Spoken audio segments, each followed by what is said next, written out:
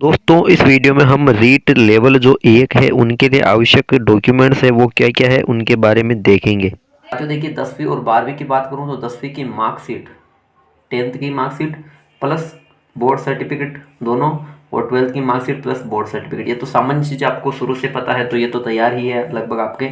इसके अलावा ग्रेजुएशन की बात करूँ तो ग्रेजुएशन में फर्स्ट ईयर, सेकेंड ईयर और final year all marksheet plus college की डिग्री होना आवश्यक है। इसके अलावा आपने बीएसटीसी की है या बीएड की है तो बीएसटीसी की है तो बीएसटीसी की दोनों वर्ष की मार्कशीट, बीएड की है तो बीएड की ऑल मार्कशीट प्लस जो डिग्री है वो।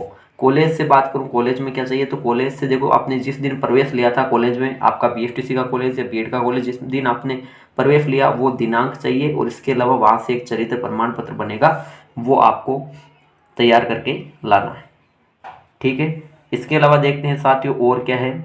ये बीएसटीसी वालों के लिए है साथियों। बीएसटीसी वालों के लिए क्या है ना, ये बीएड वालों के लिए क्या है कि एक कैंप नहीं होता है। बीएसटीसी वालों के लिए एक आपको पता है 7 दिनों का साथियों एक कैंप होता है। ठीक है, 7 दिनों का एक कैंप होता है और उसका नाम है स्काउट्स एंड गाइड कैंप।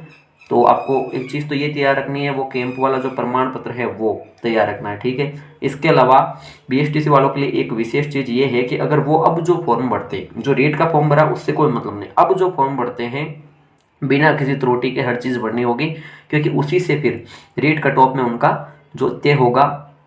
तो साथियों एप्लीकेशन फॉर्म में अब जब वो एप्लीकेशन फॉर्म भरते हैं बीएसटीसी वाले, तो वहाँ पे अगर किसी के पास ग्रेजुएशन हो, अगर वो ग्रेजुएशन को दर्शाते हैं, तब डॉक्यूमेंट वेरिफिकेशन के साथ जब डॉक्यूमेंट वेरिफिकेशन होगा उस समय ग्रेजुएशन की मार्कशीट चाहिए होती है। उन पे खुद पे है, अगर कोई ग्रेजुएशन कर रखा है बीएसटीसी का बंदा, अगर वो एप्लीकेशन फॉर्म में ग्रेजुएशन नहीं दर्शा रहा है तो डॉक्यूमेंट वेरिफिकेशन में नहीं मांगेंगे। ठीक है, ये चीज़ पे आपको मूल रूप से विशेषतः ध्यान रखनी है। आगे देखते हैं साथियों, आगे है इसके अलावा देखिए आपका जो मूल निवास, आप कहाँ के स्थायी रूप से निवासी हो, वो जो कि एक बार ही बनता है वो मान्य हो जाएगा। जाति प्रमाण पत्र हर कैटेगरी में कौन सा बनेगा उसकी बात करेंगे अभी आगे। इसके अलावा कुल मिला के 2 चरित्र प्रमाण पत्र, एक तो कॉलेज से मिलेगा और एक आपको जैसे कि आपके गांव के सरपंच या प्रधान द्वारा, समुदाय द्वारा आपके परिचय के बारे में, व्यक्तित्व के बारे में बनाना होगा। इसके अलावा विवाह प्रमाण पत्र, अगर विवाहित है तो, नहीं है तो फिर अविवाहित प्रमाण पत्र बनाना पड़ेगा। ठीक है, यह है साथियों कैटेगरी सर्टिफिकेट। कैटेगरी सर्टिफिकेट में आपको बता दूं मैं, कैटेगरी सर्टिफिकेट क्या होगी साथियों, जाति प्रमाण पत्र जिसे बोला जाएगा, एससी का बनेगा, एसटी का बनेगा, ओबीसी का बनेगा, आपको पता है। इसके अलावा जो ईडब्ल्यूएस 10% आरक्षण वो भी बनेगा, और इसके अलावा एमबीसी वालों को एमबीसी का लगना।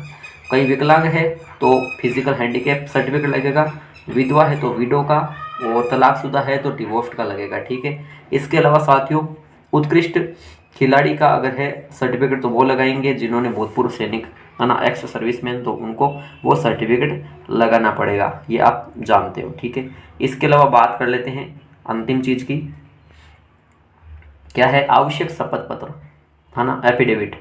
क्या है शपथ पत्र में, देखिए आपको मैंने पहले 1 2 3 इन 3 को तो नंबर पे लगाया है, फिर 2 ऐसे लगाया ना, तो इनके बारे में इनको थोड़ा बहुत चेंज क्यों किया वो बता देता हूँ। आवश्यक शपथ पत्र में आपको बता दूं, फिलहाल आपको देखिए एक तो दहेज संबंधी शपथ पत्र बनाना होगा, जिसमें आप दहेज करेंगे, लेंगे, देंगे ना, उससे संबंधित, संतान संबंधित है ना, इसके अलावा धूम्रपान न करने का तो वो भी आपको शपथ पत्र, ये 3 तो अभी बनाना होगा। ठीक है। फिलहाल अभी एजुकेशन क्वालिफिकेशन ही मांगा गया है रीट में, एजुकेशन क्वालिफिकेशन डॉक्यूमेंट ही मांगे गए हैं, डॉक्यूमेंट वेरिफिकेशन फिलहाल पुलिस थाना का चरित्र प्रमाण पत्र, मेडिकल सर्टिफिकेट नहीं है, फिलहाल तो नहीं है, लेकिन अगर बाद में अब चाहिए होता है तो फिर उनको भी आपको तैयार करना है बाद में। ठीक है। तो दोस्तों ये थे आज के इस वीडियो में डॉक्यूमेंट वेरिफिकेशन में डॉक्यूमेंट्स रिक्वायर्ड के बारे में हमने देखा। उम्मीद है आपके लिए जानकारी लाभदायक सिद्ध होगी। तो साथ